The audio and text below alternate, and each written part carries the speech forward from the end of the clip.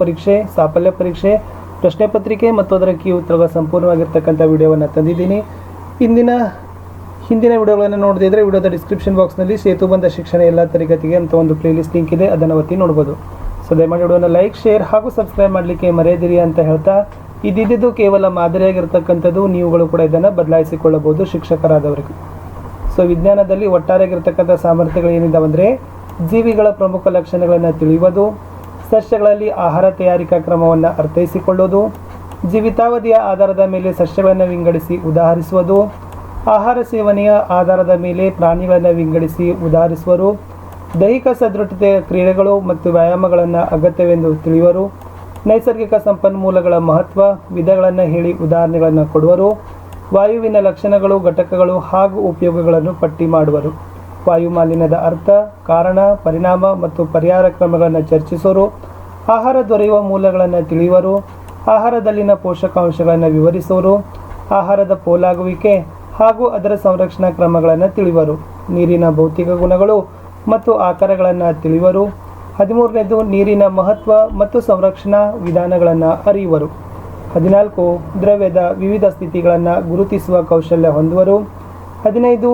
ರಾಶಿ, ಸಾಂದ್ರತೆ, ಉತ್ಖನನ ಹಾಗೂ ಒತ್ತಡಗಳ ಬಗ್ಗೆ ವಿವರಿಸುವರು, 16 ದ್ರವ್ಯವನ್ನು ಧಾತು, ಸಂಯುಕ್ತ, ಮಿಶ್ರಣಗಳಾಗಿ ವರ್ಗೀಕರಿಸಿ ಉದಾಹರಿಸುವರು, 17 ಸಂಯುಕ್ತ ಹಾಗೂ ಮಿಶ್ರಣಗಳ ನಡುವಿನ ವ್ಯತ್ಯಾಸಗಳನ್ನು ಪಟ್ಟಿ ಮಾಡುವರು, 18 ಶಕ್ತಿಯ ವಿವಿಧ ರೂಪಗಳನ್ನು ಹೆಸರಿಸಿ ಅವುಗಳ ಉಪಯೋಗಗಳನ್ನು ಸ್ಮರಿಸುವರು, 19 ಸೂರ್ಯ ಮತ್ತು ಅದರ ಪರಿವಾರವನ್ನು ತಿಳಿಯುವರು, 20 ಭೂಮಿಯ ಇತರ ಗ್ರಹಗಳಿಗಿಂತ ಹೇಗೆ ಭಿನ್ನವಾಗಿದೆ ಎಂಬುದನ್ನು ವಿವರಿಸುವರು ಅಂತಕ್ಕಂಥದ್ದು 6ನೇ ತರಗತಿಗೆ ಇರತಕ್ಕಂಥ ಒಟ್ಟಾರೆಯಾಗಿರ್ತಕ್ಕಂಥ ಬುನಾದಿ ಸಾಮರ್ಥ್ಯಗಳು ಇದ್ದಾವೆ.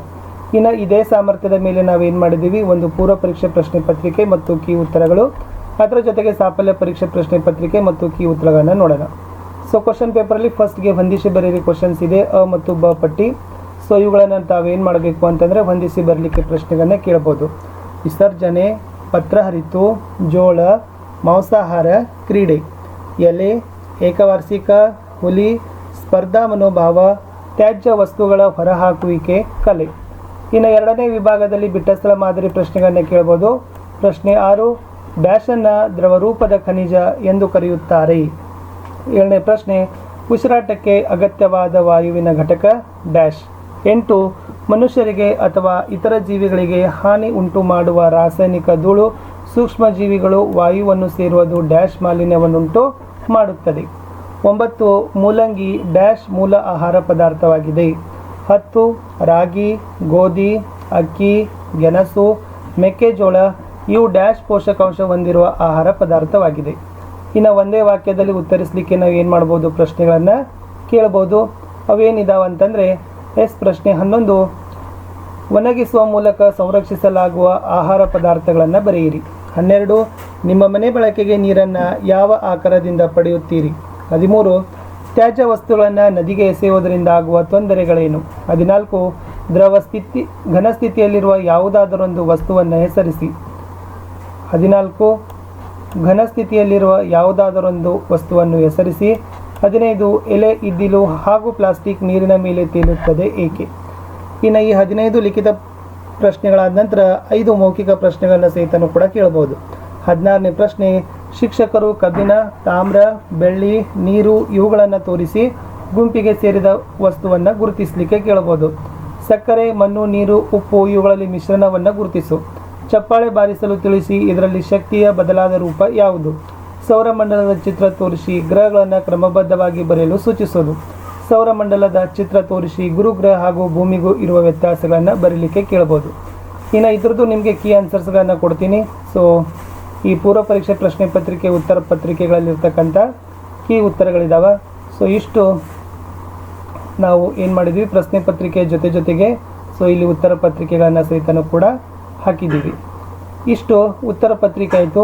ಇನ್ನು ಸಾಫಲ್ಯ ಪರೀಕ್ಷೆ ಪ್ರಶ್ನೆ ಪತ್ರಿಕೆಗಳನ್ನು ನೋಡೋಣ. ಸೊ ಯಾವ ಥರನಾಗಿರ್ತಕ್ಕಂಥ ಸಾಫಲ್ಯ ಪರೀಕ್ಷೆ ಪ್ರಶ್ನೆ ಪತ್ರಿಕೆಗಳನ್ನು ತೆಗಿಬೋದು. ಇದರಲ್ಲಿ ಫಸ್ಟ್ ಮೇನಲ್ಲಿರ್ತಕ್ಕಂಥದ್ದು ಬಿಟ್ಟ ಸ್ಥಳ ತುಂಬಿರಿ ಅಂತ ಇದೆ. ಸೊ ಅದರಲ್ಲಿ ಜೀವಿಗಳ ಎತ್ತರ ಮತ್ತು ಗಾತ್ರದಲ್ಲಿ ಹೆಚ್ಚಳವಾಗುವ ಪ್ರಕ್ರಿಯೆಯು ಡ್ಯಾಶ್ ಆಗಿದೆ. 2ನೇದು ಹಸಿರು ಸಸ್ಯಗಳು ತಮ್ಮ ಆಹಾರ ತಾವೇ ತಯಾರಿಸಿಕೊಳ್ಳುವ ಕ್ರಿಯೆಯನ್ನು ಡ್ಯಾಶ್ ಅಂತೀವಿ. 3 ಹಲವಾರು ವರ್ಷಗಳವರೆಗೆ ಬದುಕಿ ಹೂವು ಹಣ್ಣು ಬೀಜಗಳನ್ನು ಉತ್ಪತ್ತಿ ಮಾಡುವ ಸಸ್ಯಗಳು ಡ್ಯಾಶ್ ಆಗಿವೆ. 4. ಸಸ್ಯ ಹಾಗೂ ಅದರ ಉತ್ಪನ್ನಗಳನ್ನು ಮಾತ್ರ ಆಹಾರಕ್ಕಾಗಿ ಸೇವಿಸುವ ಪ್ರಾಣಿಗಳು ಡ್ಯಾಶ್ ಆಗಿವೆ. ಇನ್ನು ಸರಿ ತಪ್ಪು ಹೇಳಿಕೆಗಳನ್ನು ಗುರುತಿಸಲಿಕ್ಕೆ ಕೇಳ್ತಕ್ಕಂಥ ಪ್ರಶ್ನೆಗಳು. ಪ್ರಶ್ನೆ 5. ವ್ಯಾಯಾಮಗಳನ್ನು ನಿಯಮಿತವಾಗಿ ಮಾಡೋದ್ರಿಂದ ದೈಹಿಕ ಮತ್ತು ಮಾನಸಿಕ ಆರೋಗ್ಯ ವೃದ್ಧಿಸ್ತದೆ. 6. ನವೀಕರಿಸಬಹುದಾದ ಸಂಪನ್ಮೂಲಗಳು ಮಾನವರ ಜೀವಿತಾವಧಿಯಲ್ಲಿ ನಿರಂತರವಾಗಿ ಲಭ್ಯವಾಗುವುದಿಲ್ಲ. 7. ಗಾಳಿಯಲ್ಲಿ ಅತ್ಯಂತ ಹೆಚ್ಚಾಗಿರುವ ಅನಿಲ ಸಾರಜನಕ. 8. ಗಿಡ ಮರಗಳನ್ನು ಹೆಚ್ಚಾಗಿ ಬೆಳೆಸುವ ಮೂಲಕ ವಾಯು ಮಾಲಿನ್ಯ ತಡೆಗಟ್ಟಬಹುದು. ಈ 4 ಏನಾಗಿತ್ತಪ್ಪ ಅಂದರೆ ಸರಿ ತಪ್ಪುಗಳನ್ನು ಗುರುತಿಸೋದಿತ್ತು. ಇನ್ನು ಹೊಂದಿಸಿ ಬರೆಯರಿ ಮಾದರಿ ಪ್ರಶ್ನೆಗಳನ್ನು ಕೇಳ್ಬೋದು. ಅದಲ್ಲಿ ಹಣ್ಣುಗಳು, ಮೀನು, ಮೊಟ್ಟೆ, ಮಾಂಸ. 11 ಅನವಶ್ಯಕವಾಗಿ ಆಹಾರ ಚೆಲ್ಲೋದು. 12 ನೀರಿನ ಅತಿ ದೊಡ್ಡ ಆಕಾರ. ಸೊ ಅದೇ ಬ ಪಟ್ಟಿಯಲ್ಲಿ ಏನು ಬರಿಬಹುದು? ಆಹಾರ ಪೋಲಾಗುವಿಕೆ, ಸಾಗರ, ಕೊಬ್ಬು ಹೊಂದಿರುವ ಆಹಾರ, ಸಸ್ಯಮೂಲ ಆಹಾರ, ಬಾವಿ. ಇನ್ನು ಮುಂದೆ ಸಹಸಂಬಂಧ ಬರೆಯರಿ ಪ್ರಶ್ನೆಗಳನ್ನು ಕೇಳ್ಬೋದು. 13ರಲ್ಲಿ ನೀರಿನಲ್ಲಿ ಕಸ ಚೆಲ್ಲುವುದು ಜಲಮಾಲಿನ್ಯ, ಮಳೆ ನೀರು ಕೊಯ್ಲು ಮಾಡುವುದು ಡ್ಯಾಶ್, ಮಂಜುಗಡ್ಡೆ ಘನವಸ್ತು, ನೀರು ಡ್ಯಾಶ್. ಇನ್ನು ಒಂದೇ ವಾಕ್ಯದಲ್ಲಿ ಉತ್ತರವನ್ನು ಬಯಸಲಿಕ್ಕೆ ಪ್ರಶ್ನೆಗಳನ್ನು ಕೇಳ್ಬೋದು. ಉತ್ಖನನ ಹೊಂದುವ ಯಾವುದಾದರೊಂದು ವಸ್ತುವನ್ನು ಹೆಸರಿಸಿರಿ. 16 ನಿತ್ಯ ಜೀವನದಲ್ಲಿ ನೀವು ಬಳಸುವ ಯಾವುದಾದರೊಂದು ಧಾತುವನ್ನು ಹೆಸರಿಸಿರಿ. ಇನ್ನು ಮೌಖಿಕ ಅಥವಾ ಪ್ರಾಯೋಗಿಕವಾಗಿ ಉತ್ತರವನ್ನು ಬಯಸ್ತಕ್ಕಂಥ ಪ್ರಶ್ನೆಗಳನ್ನೇ ಕೇಳ್ಬೋದು. ಸೊ ಕೆಲವೊಂದಿಷ್ಟು ವಸ್ತುಗಳನ್ನು ಕೊಟ್ಟು ಸಂಯುಕ್ತ ವಸ್ತುಗಳನ್ನು ಗುರುತಿಸ್ರಿ, ಅಥವಾ ಅಂಗೈಯನ್ನು ಪರಸ್ಪರ ಉಜ್ಜಲು ತಿಳಿಸಿ, ಇಲ್ಲಿ ಬದಲಾದ ಶಕ್ತಿ ರೂಪ ಯಾವುದು. ಆಮೇಲೆ ಸೌರಮಂಡಲದ ಚಿತ್ರ ತೋರಿಸಿ, ದೊಡ್ಡ ಗ್ರಹ ಚಿಕ್ಕ ಗ್ರಹ ಯಾವುದು ಗುರುತಿಸಿ. ಸೌರಮಂಡಲದ ಚಿತ್ರ ತೋರಿಸಿ ಕ್ಷುದ್ರ ಗ್ರಹಗಳ ಸ್ಥಾನ ಮತ್ತು ಯಾವ ಗ್ರಹಗಳ ಮಧ್ಯದಲ್ಲಿದೆ ಅನ್ನೋದನ್ನು ಕೂಡ ನಾವು ಏನು ಮಾಡ್ಬೋದು ಕೇಳ್ಬೋದು. ಇನ್ನು ಇದೇ ಒಂದು ಸಾಫಲ್ಯ ಪರೀಕ್ಷೆ ಪ್ರಶ್ನೆ ಪತ್ರಿಕೆಯ ಉತ್ತರಗಳಿದ್ದಾವೆ. ಸೊ ಮೊದಲನೇ ಆನ್ಸರ್ ಬೆಳವಣಿಗೆ, ಎರಡನೇದು ದ್ವಿತೀಯ ಸಂಶ್ಲೇಷಣೆ, 3 ಬಹುವಾರ್ಷಿಕ ಸಸ್ಯ, 4 ಸಸ್ಯಾಹಾರಿ, 5 ಸರಿ, 6 ತಪ್ಪು, 7 ಸರಿ, 8 ಸರಿ. ಇನ್ನು ಹೊಂದಿಸಿ ಬರೆಯರಲ್ಲಿ ಹಣ್ಣುಗಳು ಸಸ್ಯಮೂಲ ಆಹಾರ, ಮೀನು ಮೊಟ್ಟೆ ಮಾಂಸ ಕೊಬ್ಬು, ಅನವಶ್ಯಕವಾಗಿ ಆಹಾರ ಚೆಲ್ಲೋದು ಆಹಾರ ಪೋಲಾಗುವಿಕೆ, ನೀರಿನ ಅತಿ ದೊಡ್ಡ ಆಕಾರ ಸಾಗರ. 13ನೇದು ನೀರು ಸಂರಕ್ಷಣೆ, 14 ದ್ರವ, 15 ಕರ್ಪೂರ ಅಯೋಡಿನ್, 16 ನೀರು ಉಪ್ಪು ಸಕ್ಕರೆ, 17 ಸಂಯುಕ್ತ ವಸ್ತು ಮತ್ತು ಮಿಶ್ರಣಗಳ ನಡುವಿನ ವ್ಯತ್ಯಾಸವನ್ನು ಗುರುತಿಸಬೇಕಾಗ್ತದೆ. 18ರಲ್ಲಿ ಶಕ್ತಿ ವಿವಿಧ ರೂಪಗಳನ್ನು ಗುರುತಿಸೋದು. 19ರಲ್ಲಿ ದೊಡ್ಡ ಗ್ರಹ ಗುರು, ಚಿಕ್ಕ ಗ್ರಹ ಬುಧ. 20ರಲ್ಲಿ ಕ್ಷುದ್ರ ಗ್ರಹಗಳು ಮಂಗಳ ಮತ್ತು ಗುರು ಗ್ರಹಗಳ ಮಧ್ಯೆ ಬರ್ತವೆ. ಇಷ್ಟು 6ನೇ ತರಗತಿಯ ವಿಜ್ಞಾನದಲ್ಲಿ ಕ್ವಶನ್ ಪೇಪರನ್ನು ಹಾಕಿದ್ದೀವಿ. ಇನ್ನು ಮುಂದೆ ದಯಮಾಡಿ ತಾವುಗಳು ವಿಡಿಯೋಗಳನ್ನು ಹೆಚ್ಚು ಲೈಕ್ ಮತ್ತು ಶೇರ್ಗಳನ್ನು ಮಾಡಿದರೆ ಸೊ ನಮಗೆ ಏನಾಗ್ತದೆ ಅಂದರೆ ಅನುಕೂಲ ಆಗ್ತದೆ. ವಿಡಿಯೋ ವೀಕ್ಷಿಸಿದ್ದಕ್ಕಾಗಿ ಧನ್ಯವಾದಗಳು. ಬಾಯ್.